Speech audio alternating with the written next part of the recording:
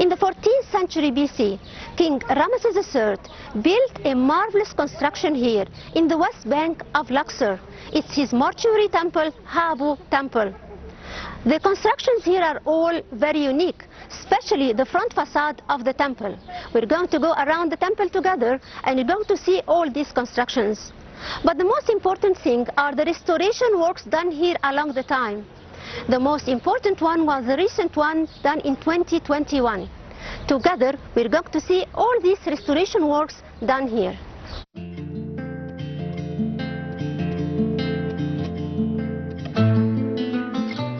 King Ramesses III ruled Egypt in the 20th dynasty during the New Kingdom. The total number of the pharaohs whose second name is Ramesses is 11. And Ramesses III is the last great king of them all.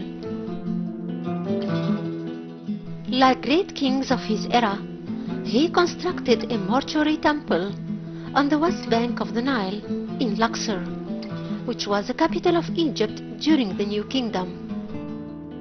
The temple aimed at commemorizing the name of the king with the name of god Amun for eternity. His temple stands unique in its geometrical design, for it takes the shape of the fortresses that existed in the lands of the Asians back then and was called Magdul. The usual constructional style of that time was to have a pylon at the facade of the temple as an entrance with a gate in the middle, but here the facade is basically two towers, one on the right and the other on the left. King Ramesses III is represented capturing the enemies of Egypt, who are Asians, and presenting them to god Amun, while holding his captor ready to smite them on their heads. The temple is built on one axis, with an aisle in the middle, dividing the temple into two halves. The double windows act as strategic points for guarding. On the other side of the entrance, the king captures the enemies by their hair with the help of the god standing opposite to him. A line of 4 captives is relieved below the scenes and clarifies their nationalities, for some are Asians and others are Africans. Having a fortress theme that dominates the mortuary temple of King Ramesses III, the goddess of war, Sekhmet, had to be here.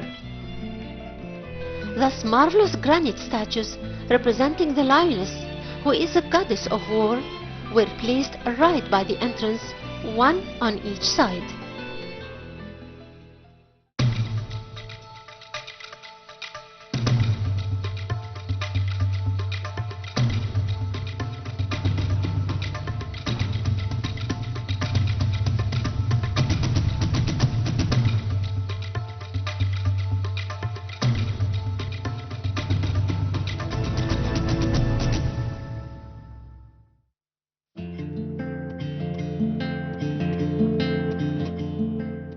After passing through the gate of the temple, we find that chapels were built on both sides.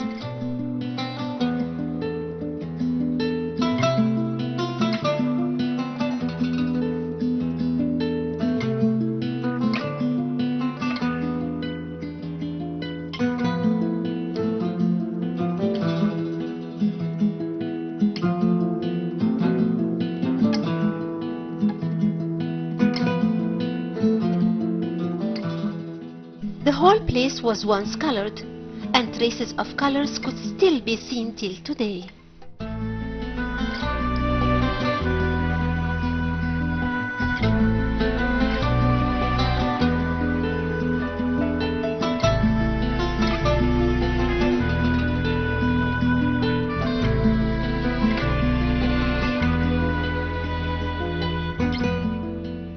The royal cartouche that bears the name of the king and his titles were relieved everywhere on the walls.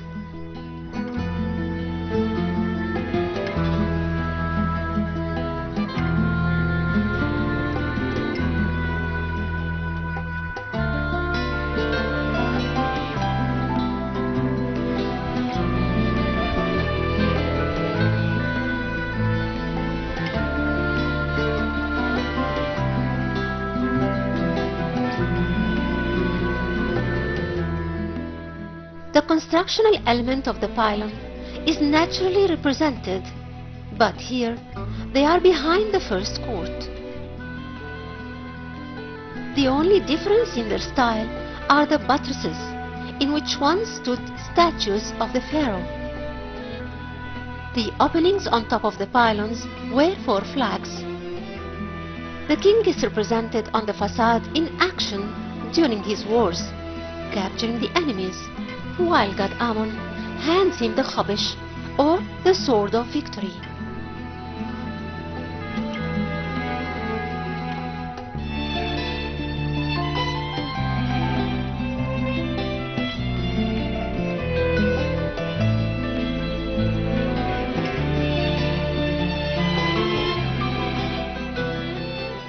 The king's double cartouches are carved into the wall, and in front and behind them are his titles, like Sa-Ra, which means the son of god Ra, and Nisut Biti, which means the one who belongs to the north and the south.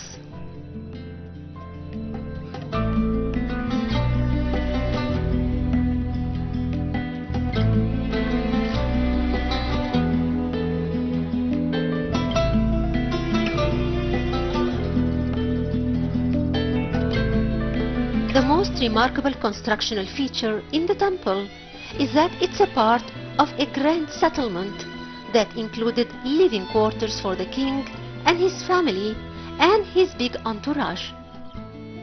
The remainings of this settlement still exist, especially after being subjected to great restoration projects.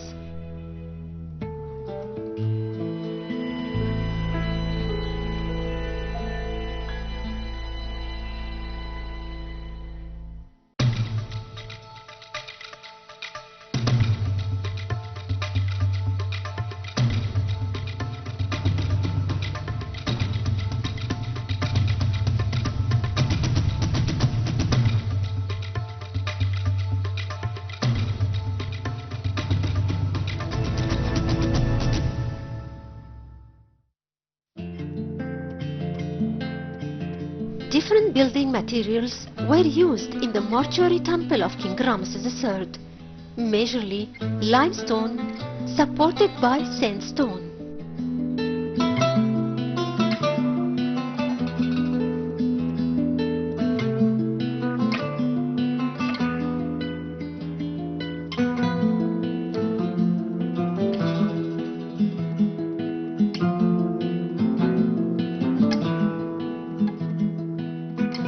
The scenes here depict the Great War which King Ramses III had fought against the Sea people.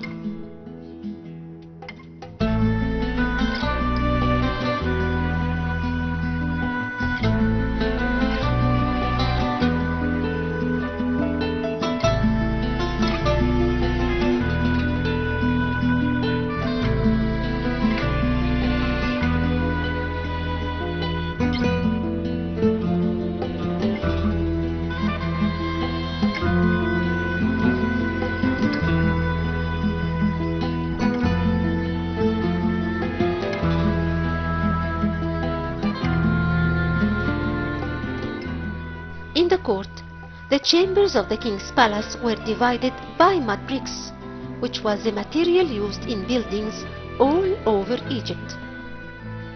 Even the stairs still exist till today.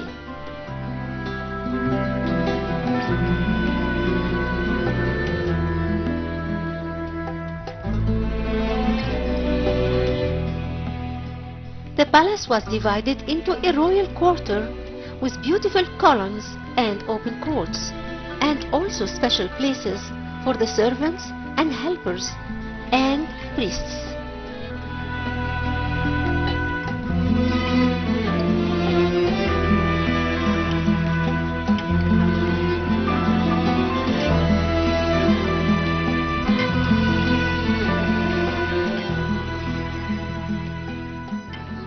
Habu Temple is a mortuary temple of King Ramses III. It's his funerary temple. That's where he used to come here in certain occasions and celebrate with the people of Luxor. In the side part of the temple, we can see the remainings of his palace.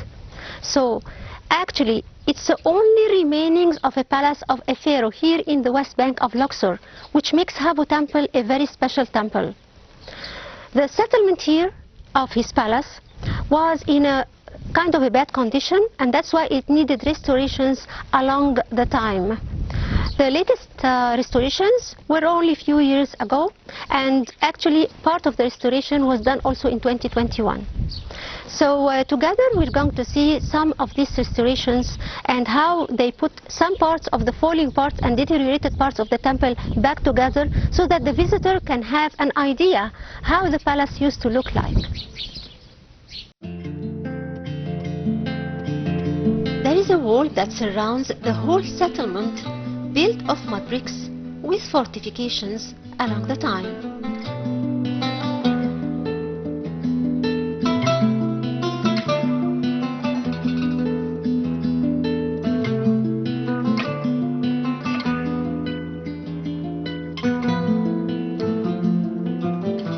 The restorations were made using natural elements and materials to blend with the original ones.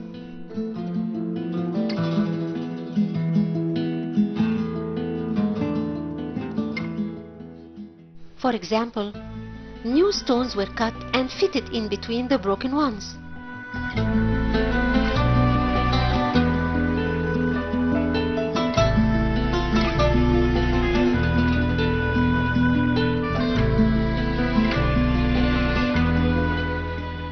Lanes and corridors were marked to define the correct plan of the palace. The storage rooms were built close to the enclosure wall. They contained thousands of jars to store wine and beer and food.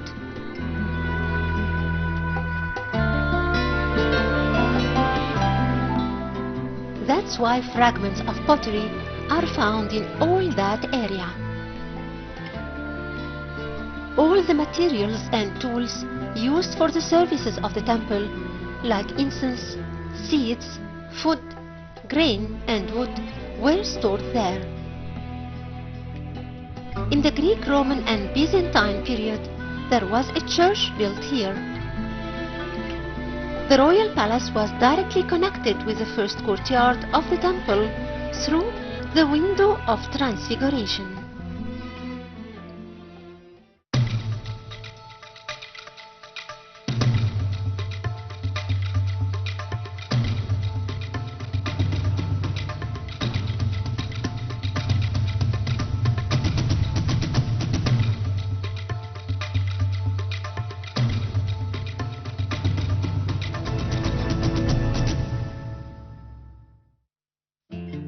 Among the interesting parts in Habu temple is the existence of the bathrooms. Egyptians had bathrooms in their homes ever since the dawn of history, and that was the bathroom of the pharaoh.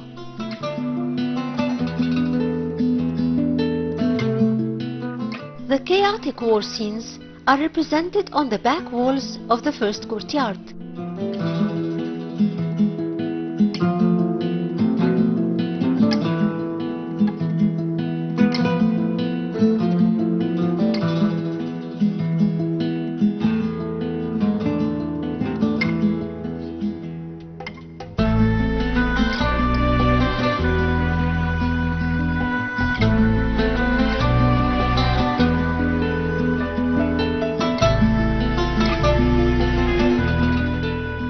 Behind the pylon comes a second courtyard, distinguished by marvelous giant statues of King Ramesses III.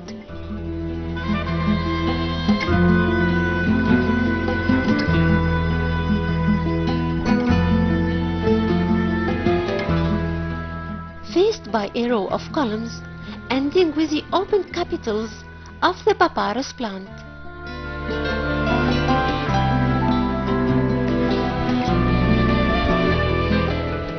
Tourists visiting from all over the world are fascinated by this marvelous construction.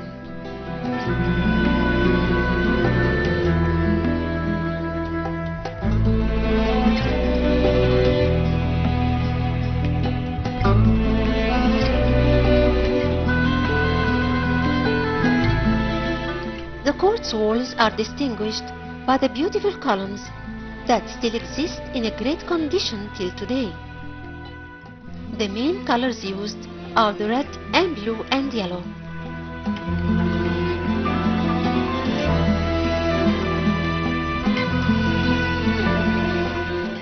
King Ramesses parades his army with pride, marching and carrying their armors in backpacks and holding small axes in their hands.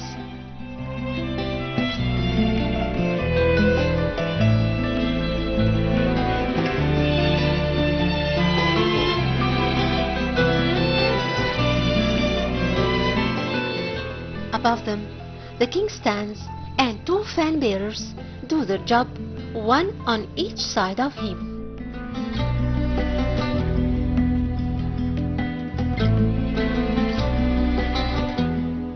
King Ramesses III brings rows of captives of his great war behind him with one rope and presents them to God Ammon, who holds the Chobish sickle-shaped sword that's a symbol of victory, and behind him stands his wife, Goddess Mut.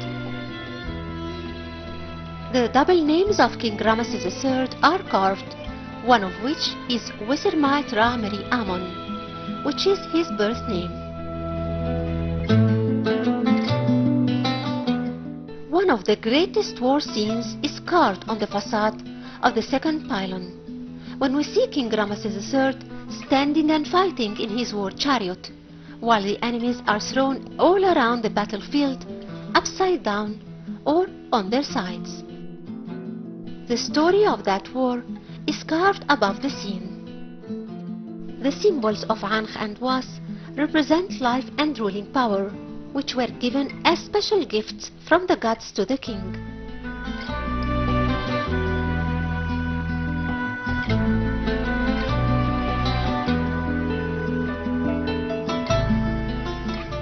The mind-blowing turquoise color, mixed with the colors of red and yellow, are almost 3,200 years old. Basically, the cartouche bearing the royal name was painted in yellow, as it was in real life made of gold. After the war, the king sits in his palace, celebrating and accepting proofs from his generals of his victory. Scribes stand behind those generals, recording the count of the severed hands of the dead enemies. The ceiling and the columns are highly preserved.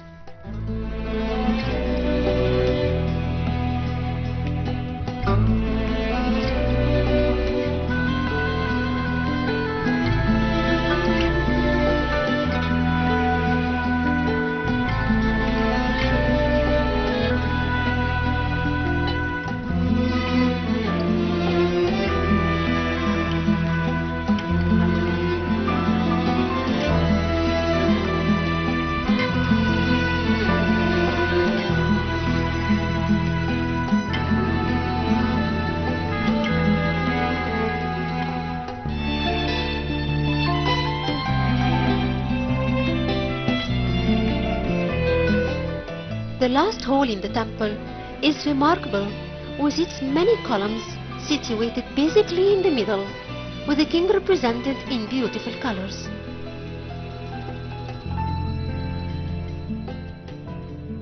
The columns once held a ceiling covering the hall, and side chambers were built on both sides.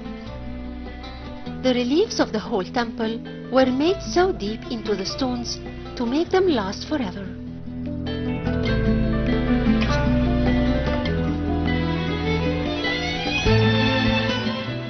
On the outer right side wall of the temple, very important reliefs were carved. They represent the great war King Ramesses III had fought against the Sea people.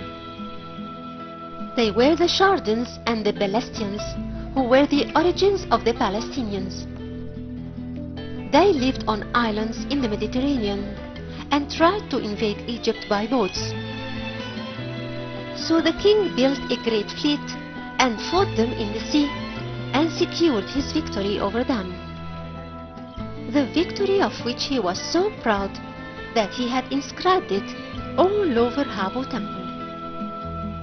King Ramesses III had deserved in the best way it could have been to be called the last great Ramesses of Egypt.